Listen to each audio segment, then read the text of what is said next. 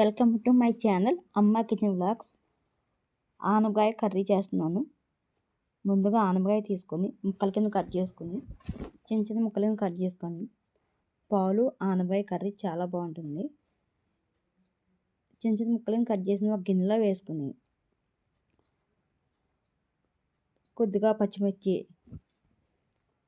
కొద్దిగా పసుపు,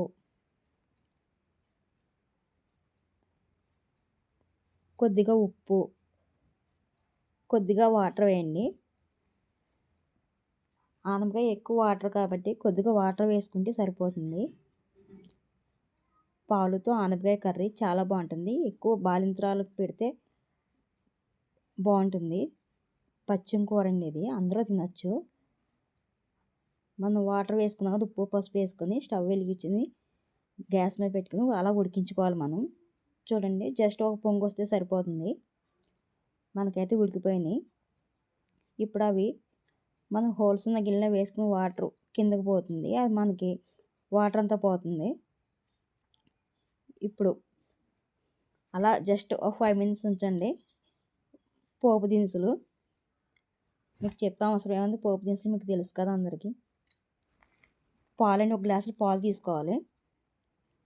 పాలు స్టవ్ వెలిగించి కొద్దిగా ఆయిల్ వేసుకొని పోపు దినుసులు అన్నీ వేసుకొని బాగా వేగనివ్వండి. వేగిన తర్వాత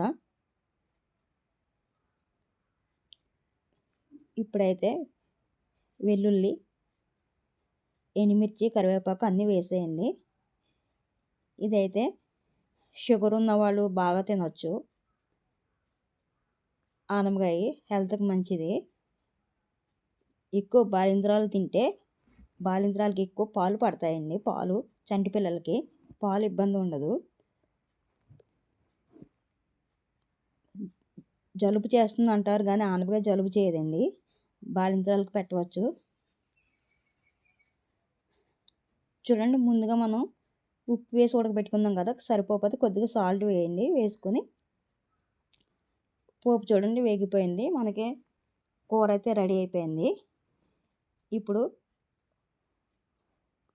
జస్ట్ మూత పెట్టి జస్ట్ అలా ఉంచండి, సరిపోతుంది. దగ్గరగా మగ్గింది మనకి, అలా అయితే సరిపోతుంది. మనం ముందుగా 1 గ్లాసు పాలు తీసుకున్నాం కదా, ఆ పాలు వేసుకోండి. పాలు వేసి కలపండి ఒకసారి. కలిపిన తర్వాత జస్ట్ కొంచెం 2 minutes మూత పెట్టిన దగ్గరగా మగ్గాలి. చూడండి, మూత పెట్టాను.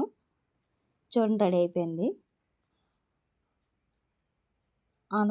ఆనపకాయ పాలు కర్రీ రెడీ అయిపోయింది.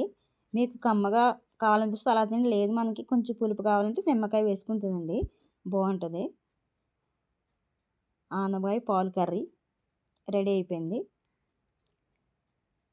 ఇప్పుడైతే ఎక్కువ మనకు ఆనపకాయలు దొరుకుతాయి కదా, మీరు ట్రై చేసి చూడండి.